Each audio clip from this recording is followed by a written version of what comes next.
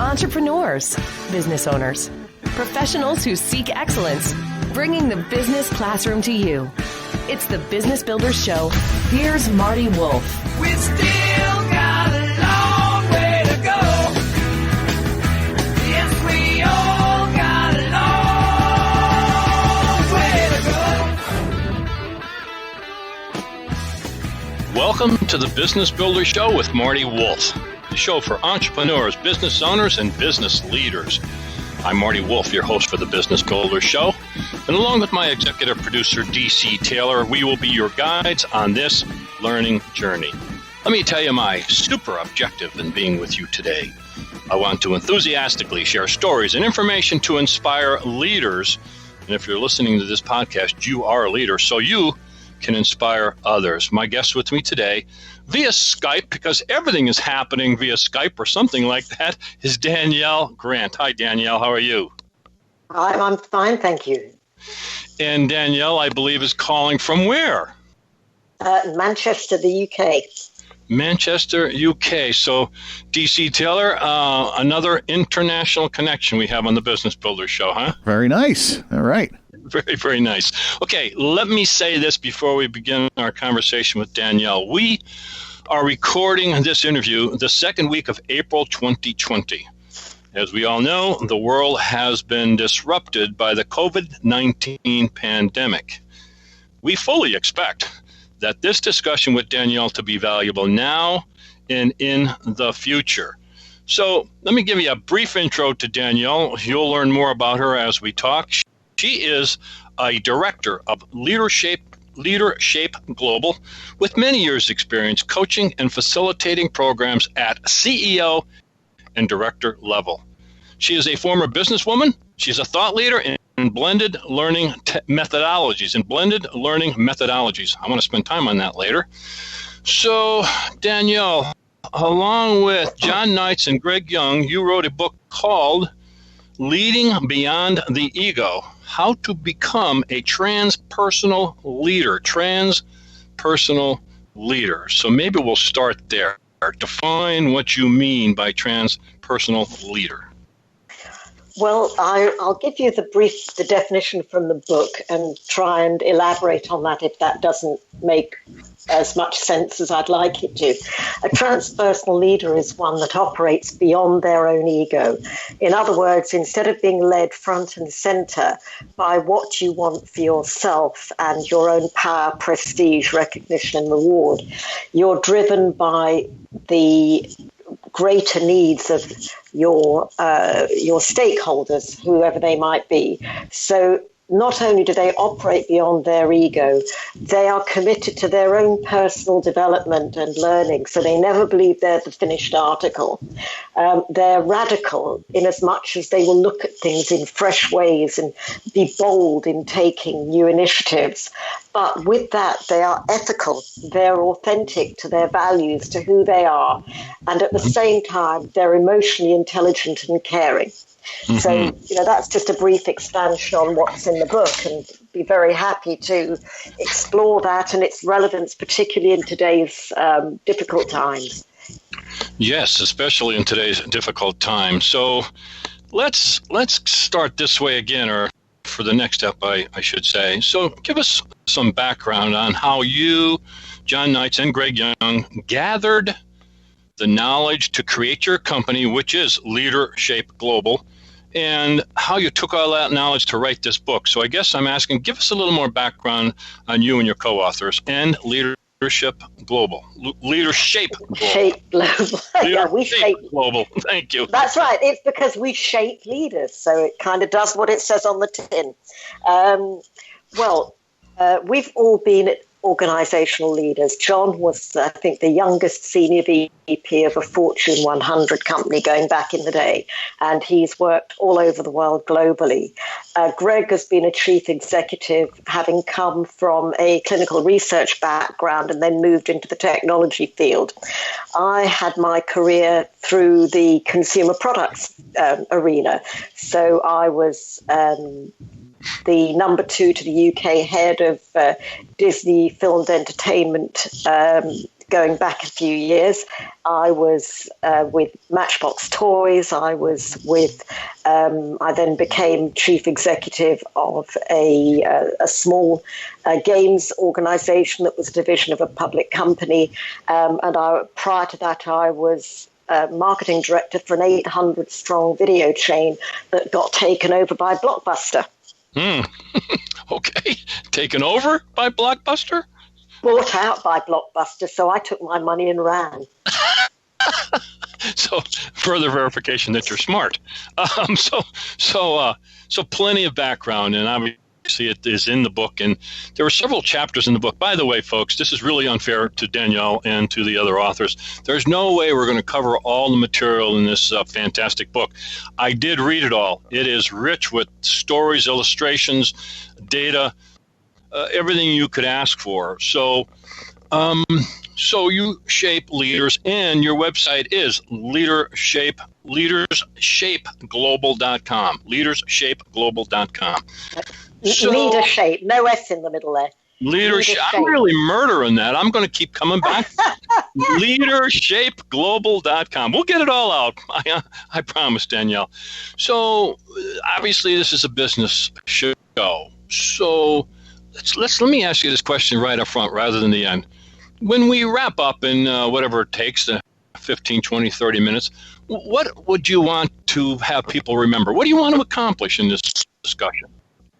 I want them to think about the fact that their leadership and that they've done in the past and that they've grown up with is not right for the times that we're living in and the new world that we're going to be creating together once this virus has been vanquished in some form or other.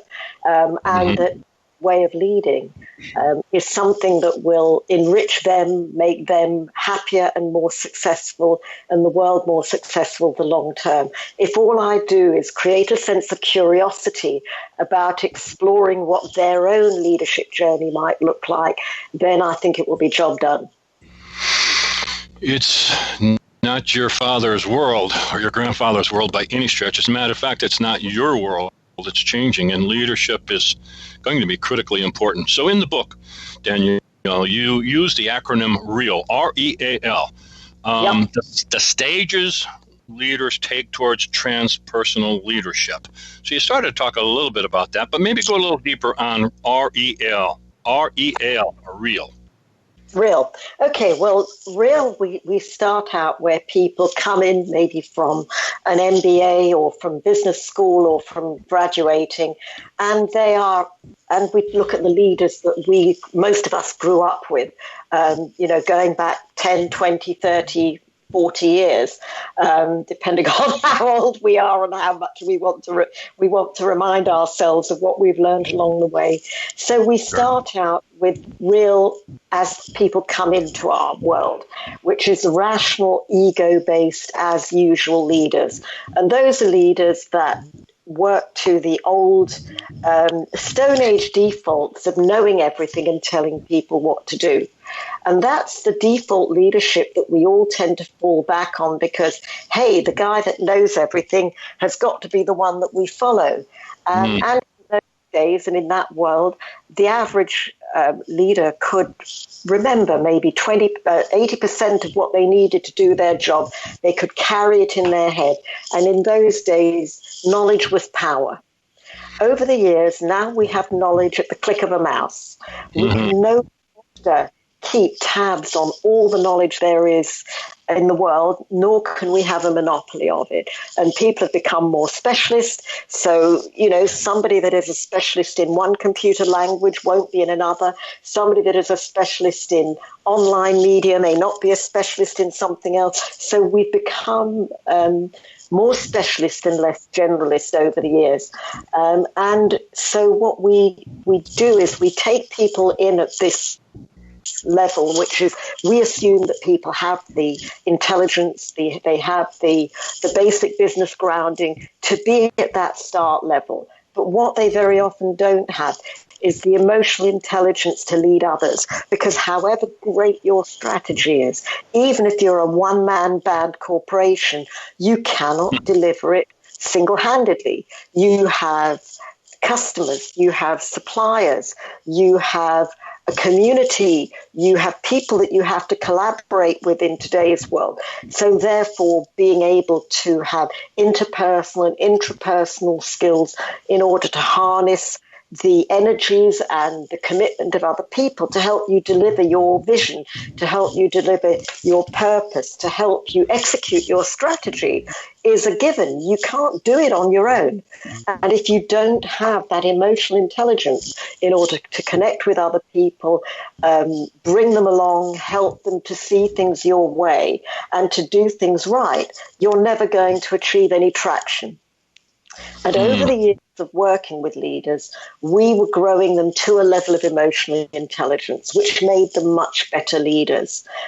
They got better traction, better commitment, better engagement with their teams, with their stakeholders. But what we then realized is you could be highly emotionally intelligent, but equally be highly manipulative with it. And you could be doing it just to big yourself up, just to get a bigger pay packet, irrespective of what damage you might be doing to others around you. So we realized that there had to be something beyond emotional intelligence. And so that level of an emotionally intelligent leader, which is where we've been taking people to for the last 15 years, was about getting them to a state of being robust, emotionally aware leaders. So that's the intermediate stage of real. So they're robust in as much as they understand their own emotions, they understand one another's emotions, they're able to stand fast on that and to hold steady. And they have an emotional awareness both of their own emotions and those of others, and how they can hijack us, drive us, help us make good or bad decisions. And then we realized there has to be something beyond emotional intelligence that stops people doing it just for their own power and prestige. And we started to look at the area of spiritual intelligence. And that's not an area that people in the West, particularly in the States and in the UK, are very comfortable about talking about spiritual intelligence. And then we thought, well, what does that mean? What does it come down to? Because we didn't want to go down some blind alley that took us into one religion versus another religion, one belief set versus another belief set. We wanted to have a model that anybody, whether they are of a religious faith or no faith, whether they believe in deities or they believe in nothing but what's here on earth, could actually access and embrace, and for it not to diminish their own beliefs, but actually to give them another layer of belief. And we looked at what does that mean? And we divided it into, it's your personal conscience and your self-determination, because your personal conscience determines on your belief set, what you do with it, what your principles, your values and your qualities are. And your self-determination is what you do with that to make it live and breathe in the world. Because if you sit at home with a great set of values and you sit in a little dark room and you meditate on that great set of values, you don't infect the rest of the world with your great set of values.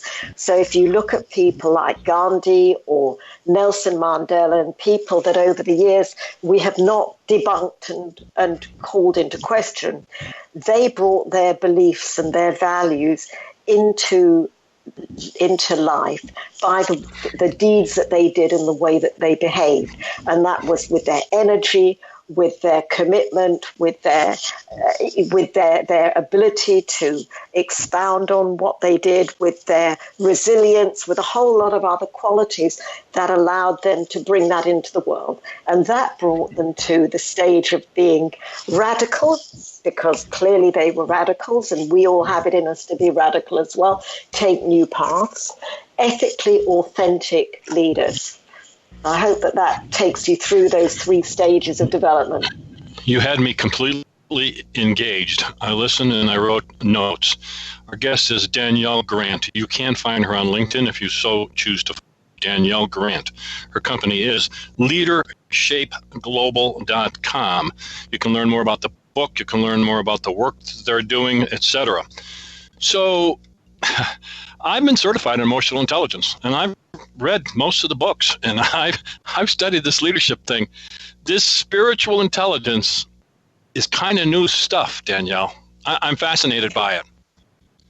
I really am fascinated by it. Talk to me a little bit more about it. Go even deeper on this whole idea of spiritual intelligence. It's almost like building blocks, isn't it? I mean, your basic intelligence, your IQ, your EQ, or emotional intelligence, whatever you want to call it. And then this is almost like another building block. Am I looking at it okay that way? Yeah, I mean, that works fine as an idea for me. For me, it's about something that we should all be feeling really dominantly at the moment. For me, spiritual intelligence is fundamentally about the interconnectedness of every human being to one another and to the planet that we inhabit. Because ultimately, we are all, and we're discovering this, reliant on each other to stay healthy, to be healthy, to live long lives, or the opposite. And never has it been more thrown into sharper relief than it is during this situation, where if people don't socially distance, if they don't, and I think perhaps we should be wearing masks. I know that the science is all over the place on it, but if we don't take care of ourselves and our neighbors, we have nothing. We're all in the grave. But for me, spiritual intelligence isn't about anything that is about a deity and you can believe or not believe. It is about how do we express how we are connected to each other as human beings through the human condition, and how we express that to one another as human beings through that human condition. So in the book, we help people and we give them exercises that they can do to bring their fundamental values, the things that are really meaningful to them, into their full consciousness in every decision that they make. And if we do that, we won't make decisions for the wrong reasons. If the things that are fundamentally important to me in my value set are things like being fair, being compassionate, being authentic, having excellence, being resilient, if those are the things that make me who I am, that express who I am, then every decision I make has to be framed in the light of who I believe I am. And there may be other things that I want to develop in myself. I might want to develop more altruistic love. I might want to develop more patience. And if I make every decision saying, am I using that desire to build more patience in making this decision? Am I using that desire to demonstrate altruistic love in this decision? Am I demonstrating a desire for excellence in this decision? Then all of a sudden the decisions we make will be true to who we are, and they will be good decisions, and decisions that we can look back on 20 years later and say, yeah, that worked out okay because I did that in full consciousness of what really matters. The book we're discussing is Leading Beyond the Ego. Subtitle is How to Become a Transpersonal Leader. Primarily, who is the book written for? I think you say in the book that it's written for leaders, existing leaders, and those who aspire to be leaders. Am I okay with that?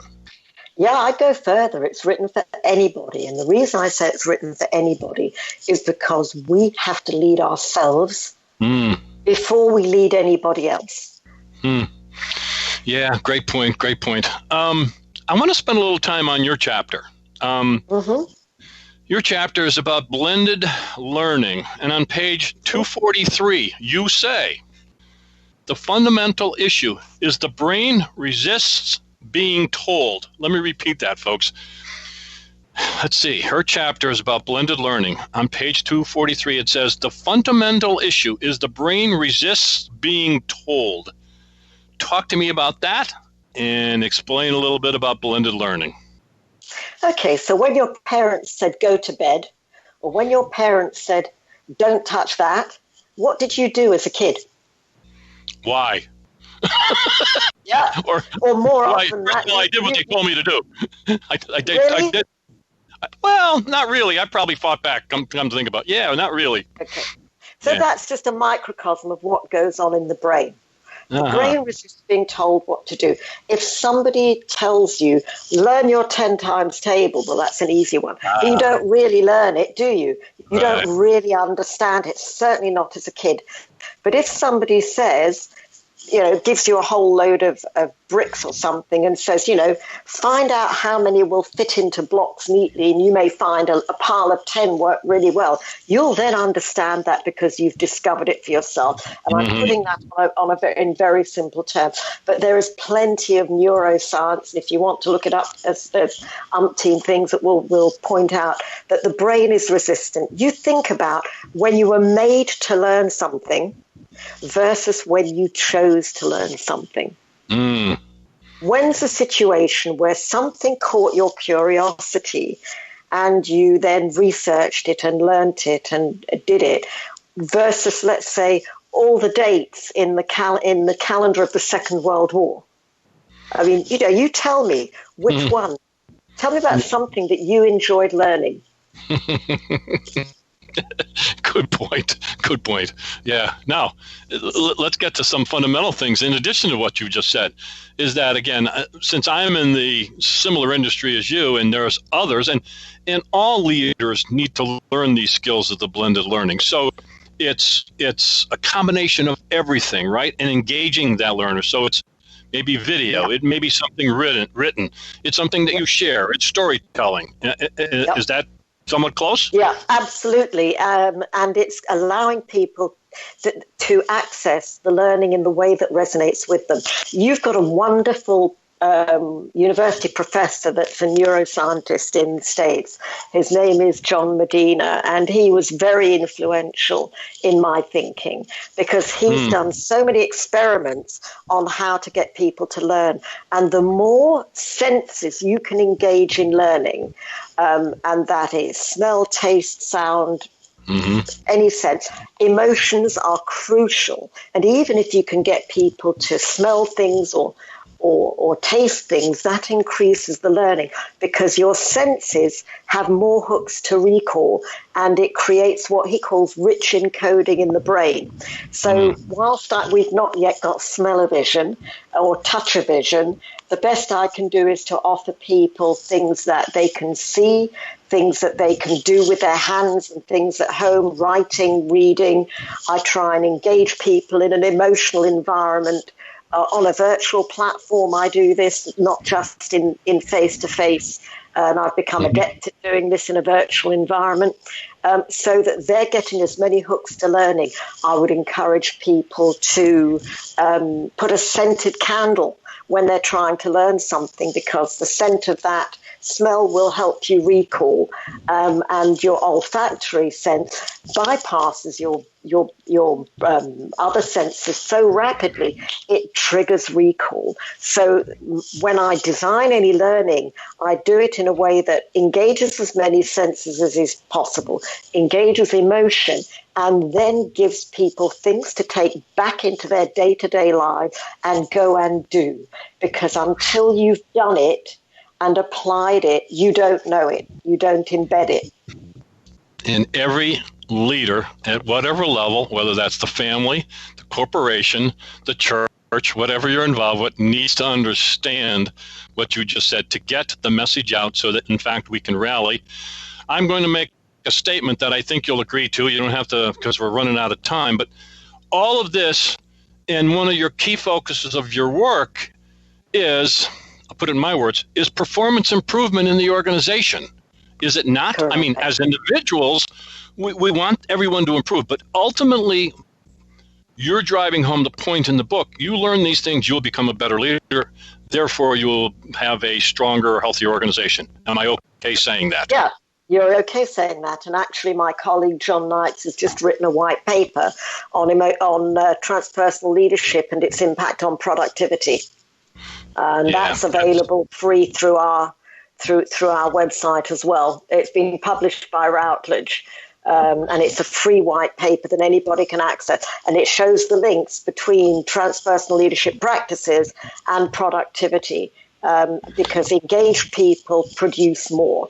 Now, there's one thing I want to say. I've also just done an article which has been published in Leadership Now, which is an online publication in the US, which talks about how transpersonal leadership resonates with what we need to lead through this crisis and out the other side, ready to take on a new world.